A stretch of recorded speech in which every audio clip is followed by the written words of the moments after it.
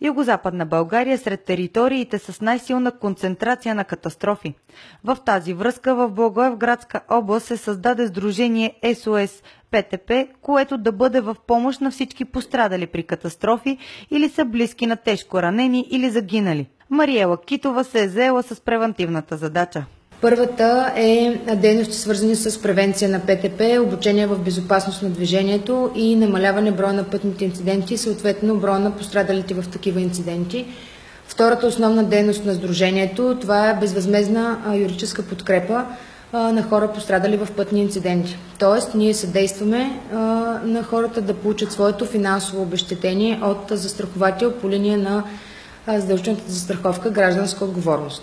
От 2016 година сдружението СОС ПТП ще насочи своите лекционни курсове на обучение към учениците в гимназиите, които са бъдещите участници в движението на пътя.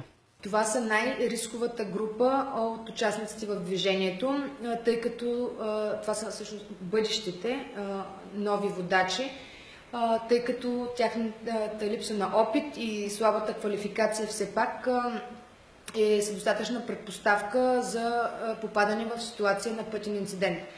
На територията на Благоевградска област за 2015 година са станали 836 пътни инциденти с над 450 ранени души и над 20 убити, коментират от сдружение СОС ПТП.